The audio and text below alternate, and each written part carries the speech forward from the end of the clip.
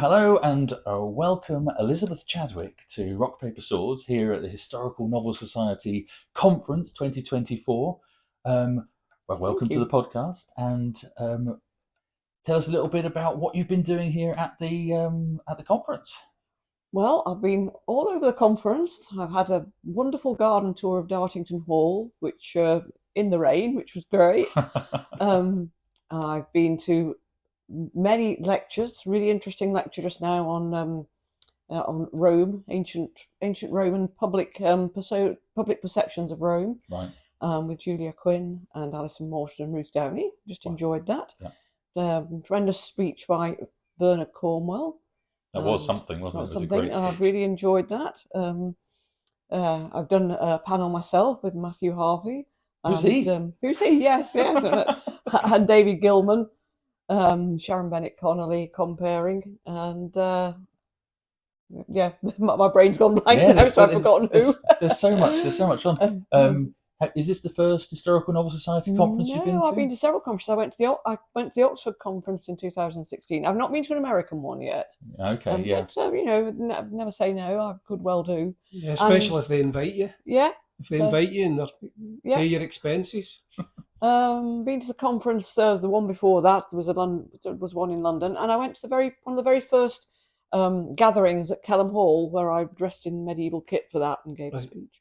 All right. So I was like a founder member of the Historical Novel Society, one of Richard Lee's early. Right, you and Bernard early Cornwell. Adopters.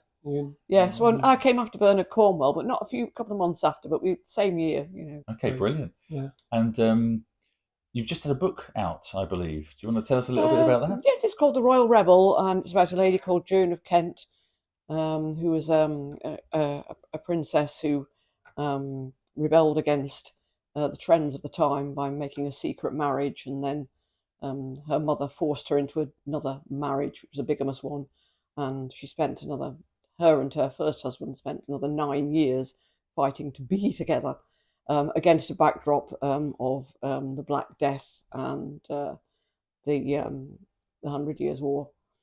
So lots of adventure, lots of romance, lots of history. Sounds good. What do you think of the venue here at Dartington? The venue at Dartington is absolutely wonderful. It has a connection with my Joan of Kent novel, in that Joan of Kent's son John Holland was responsible for quite a bit of the building here. So that's been a really interesting connection. But it's beautiful grounds, beautiful gardens, a really stunning venue. Yes. What's been your favourite talk so far?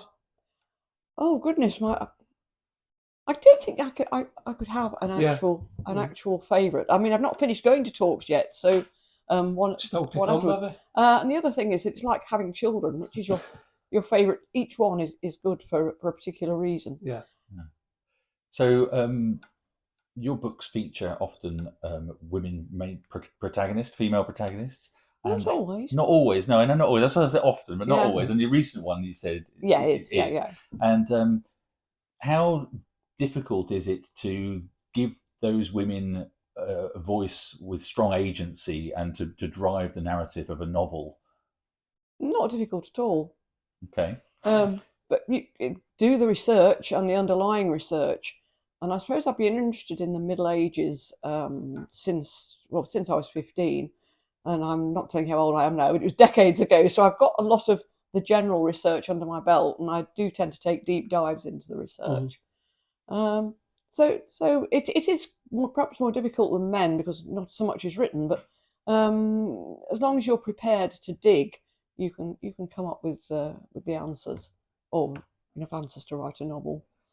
That's wonderful. Yeah. Have you got any very short piece of advice for any aspiring writers hoping to break into the historical novel writing world? No, it's a very general thing. It is enjoy what you're doing. If you write with passion, then your passion will come through.